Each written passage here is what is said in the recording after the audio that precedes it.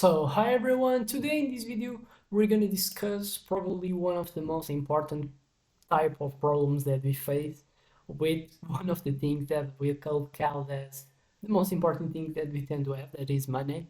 And the problem that happens with our money is inflation.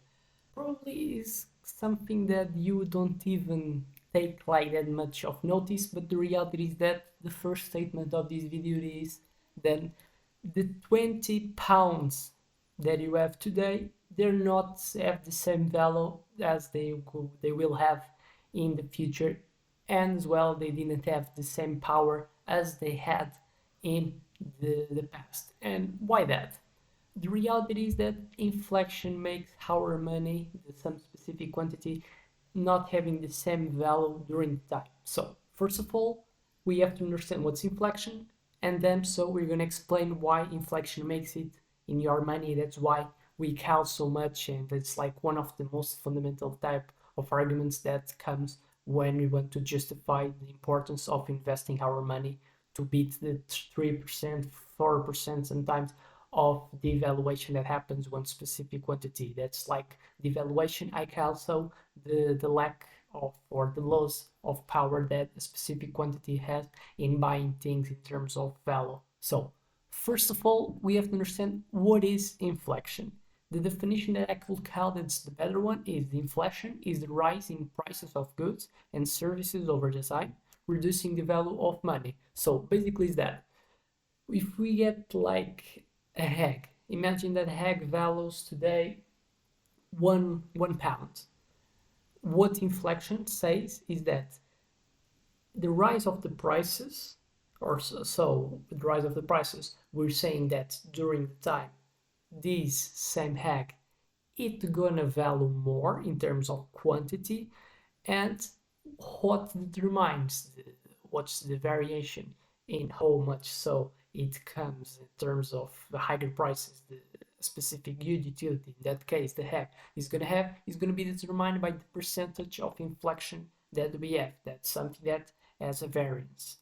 And so if we, for example, it's 2% a year, what it says that the egg that is now is valuing £1, it will value in the next year £1 more, 2% of this £1, and so £1 point 0.02. And then obviously if it's something that's constant, is even exponentially, and then the next 2 years going to be £1 point 0.02 multiplied by 0.02 summed with the already price of this year, the basal, that is £1.02. And then so another new prices and all the tendency.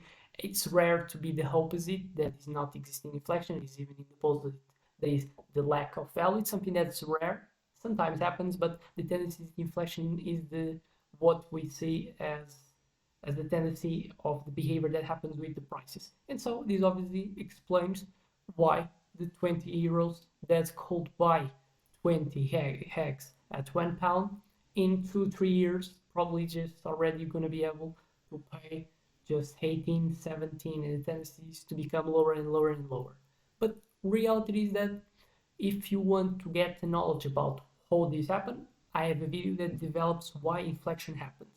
But for you that you will not go to the video, simply what creates inflation? It's the balance between supply and demand. So demand, it's people that demand something. And how people demand? They demand by money, the available money that they have to pay the goods and utilities. And we have supply. Supply is the ability to provide the utility that the major population wants to get, so their needs are getting satisfied. And the reality is that the demand always increases more than the supply, or in tendency is that what happens.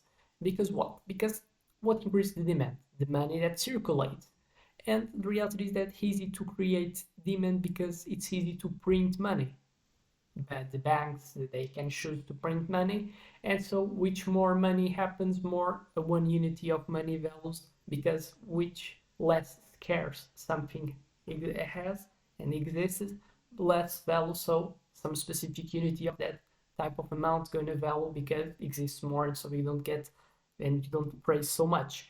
And obviously the supply doesn't decrease because it's not easy to print resources that are limited. And so that's why supply tends always to not it's not easy to make a company with the increase of demand and how easy it is to increase the demand. And so that's why we have the majority of these increasing in prices because demand exceeds supply.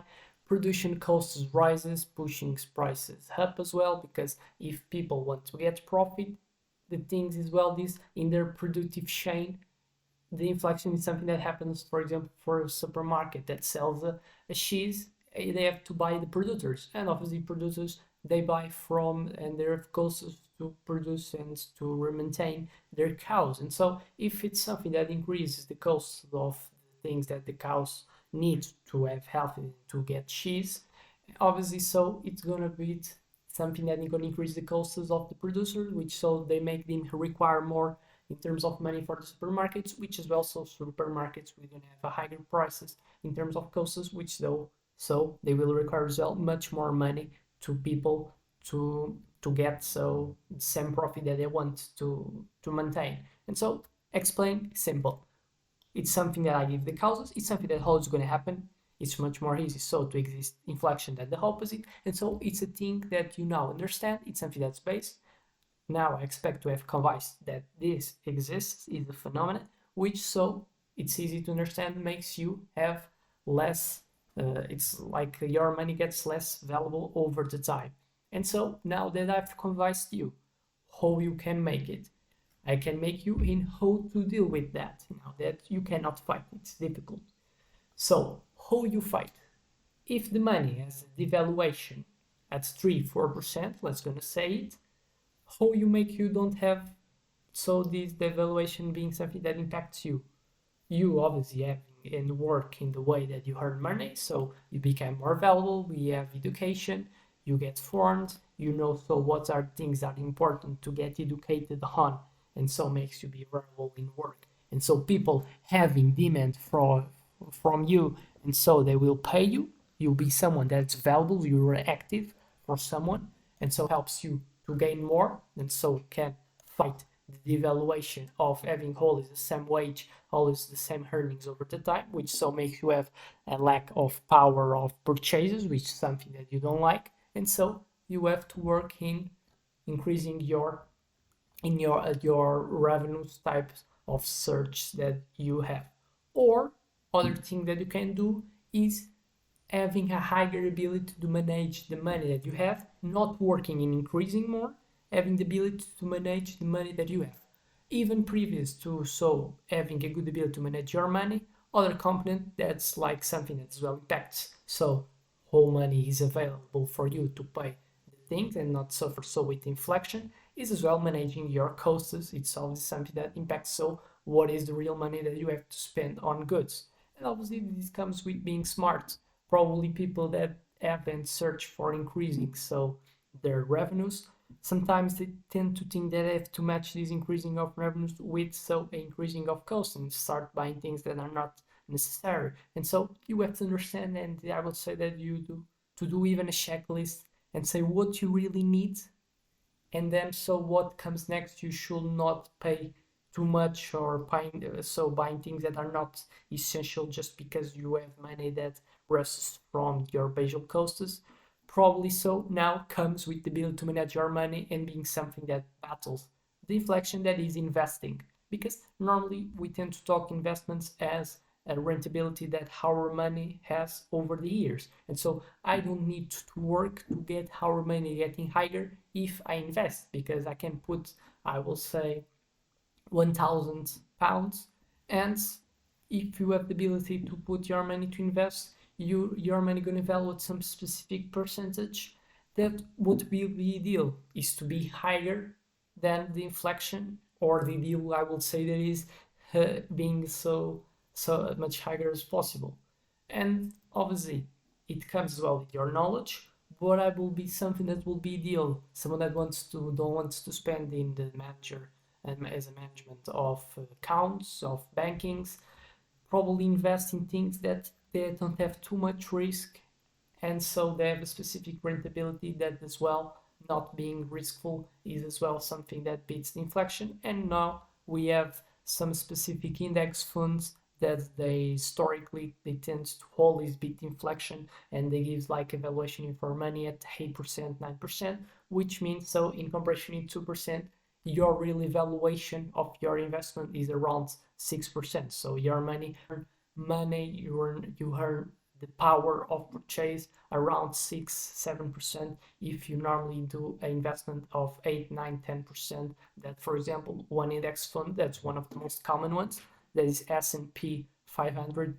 That so it's not riskful, it's constant, has been proven that always beat inflation, a good amount of rentability, and not being risky. So it's something that for someone that is not has knowledge in marketing, doesn't want to spend money or neither time in getting people to work with your money or time to being you doing the work of exploring, it's the best thing that I would say is putting so in these index funds. Now, obviously, if we are more knowledge about investments, you come with and have as well kind of the time that is needed to do. You can do fundamental analysis, can understand so companies and have comparative advantages in comparison with the ones that they try to compete. So they're the ones that are going to have more people going buying it, which so as well tends to mean higher probability to have profit that so by be existing in more quantities, they will so provide more for the people that have equity in their companies, which so determines as well more profit. But as well,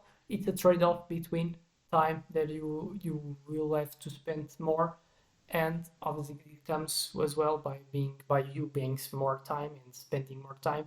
It as well comes with probably higher probability to earn more, but obviously you have to do and have to compare the trade-off that if the money that or the time that you're going to spend exploring more the marketing, making analysis, it's better in terms of how to protect as outcomes, that is money, in comparison to the time that you will spend in learning a skill that could be valuable, could make you so earn more money, probably even with less risk getting so uh, attached with the investment activity. That's something that I would call that is one of the most riskfuls. And so I expect this video helps you, having elucidating you, and the main thing is to making you more stimulated to investing and having a higher ability to manage money. So see you in the next one.